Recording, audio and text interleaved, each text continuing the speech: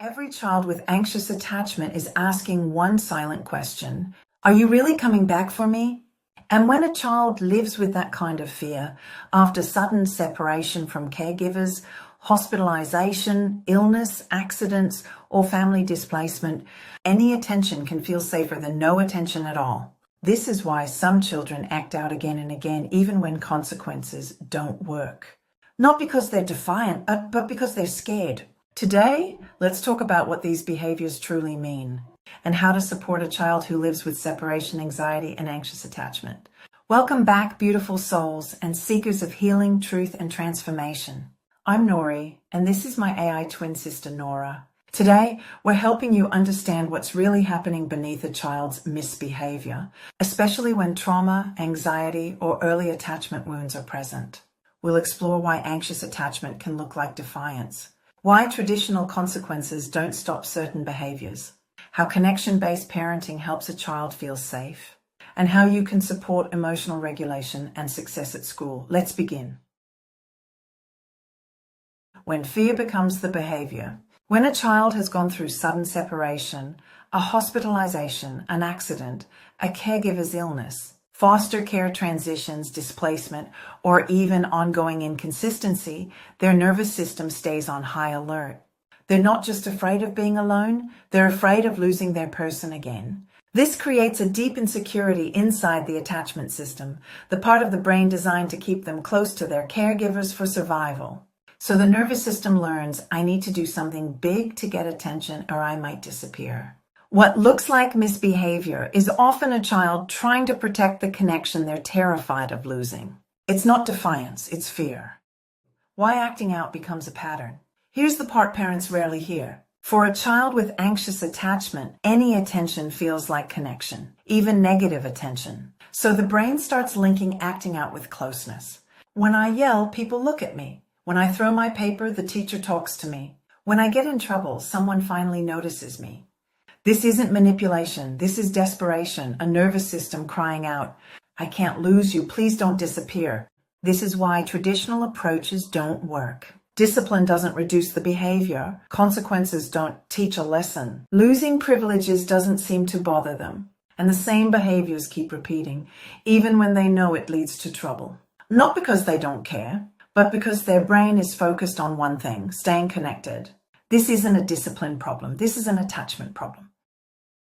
Children with separation anxiety or anxious attachment often live in fight, flight, or fawn mode. Their body is constantly scanning for danger, even in safe places. And when a child is stuck in survival biology, several things shut down. Logic, impulse control, cause and effect learning, and the ability to absorb consequences. So when they seem unfazed, it's not that they don't care, it's that their brain can't process the lesson while it's trying to protect them. In those moments, the child isn't being defiant, their nervous system is simply trying to survive. When a child's attachment system is activated, connection becomes the medicine, not correction. Before their brain can learn, it has to feel safe. One of the most powerful tools is daily special time.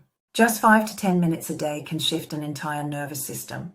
During this time, the child chooses the activity. No teaching, no correcting, no fixing, just presence, curiosity, and warmth.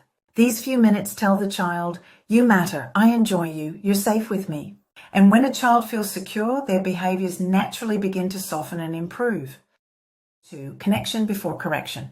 Another way to strengthen safety is through warm eye contact and a gentle tone. These simple cues tell the child's brain, you're safe, you're not in danger. Next is predictability. Clear routines and consistent responses calm the fear of the unknown, a major trigger for anxious attachment.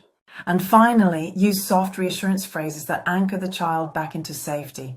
I'm here. I always come back. You're safe with us. These aren't just words, they're signals to the nervous system. Because when a child feels safe, their behavior doesn't need to protect them anymore, and it naturally begins to improve.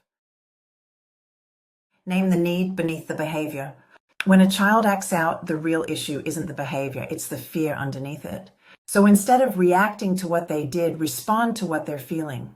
Use gentle, grounding phrases like, it looks like you're feeling worried. I'm right here. Are you needing connection or help right now? Let's breathe together. These responses tell the child, your feelings are safe with me, and so are you. And here's the magic. When the fear settles, the nervous system calms, and the child's logic, impulse control, and problem solving come back online. Connection-focused discipline. For children with anxious attachment, traditional consequences like sending them away, using timeouts, or taking food or snacks can actually increase fear and make the behavior worse. Their brain doesn't feel corrected. It feels abandoned. Instead, use connection-focused relational discipline. One of the most effective tools is the time-in. During a time-in, you stay with the child while they calm down. You sit beside them, breathe with them, offer grounding, or let them hold a sensory item. Your presence tells their nervous system, you're not alone. You're safe. We'll get through this together. Another connection-based tool is using redos. After the child has calmed, simply say, let's practice that again together. This teaches the skill they need without adding shame or fear. You can also use brief, gentle consequences, but always pair them with reconnection. Try phrases like, we'll fix this together, I'm staying with you.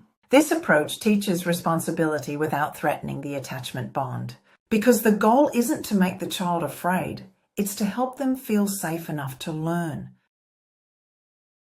Why predictability helps so much. Children with separation anxiety feel safest when life is predictable.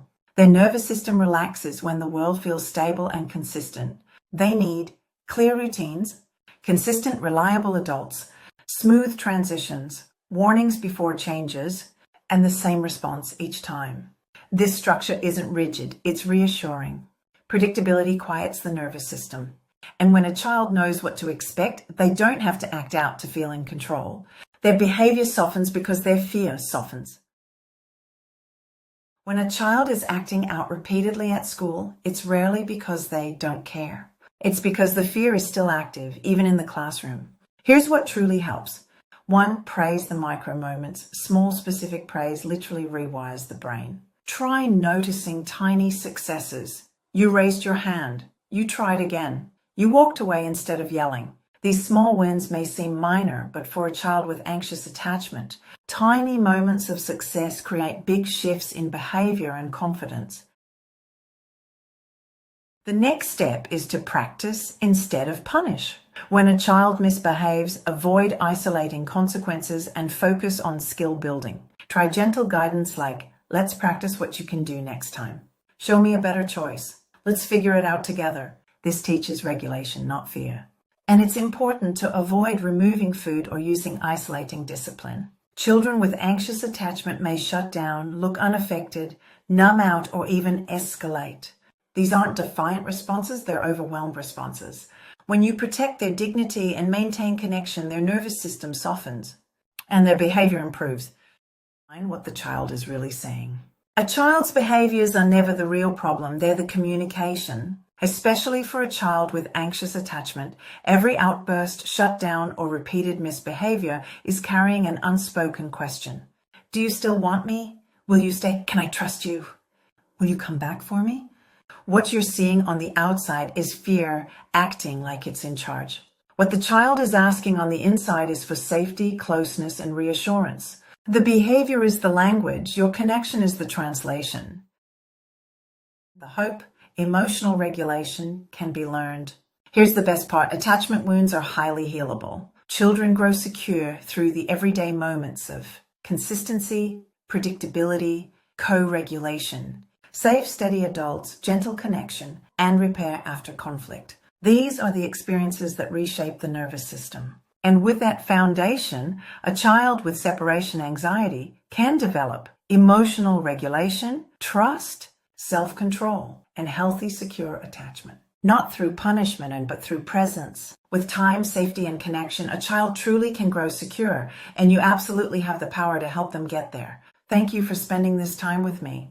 I'm Nori, and this is my AI twin sister, Nora, exploring the psychology of anxious attachment, childhood fear, and the healing power of connection. If this video brought clarity or compassion, please like, share, and subscribe. And tell us in the comments, what part of this resonated most with your parenting journey? And what connection-based strategy are you ready to try this week? Because when you change the way a child feels, you change the way a child behaves. And when you offer safety, their whole world begins to calm.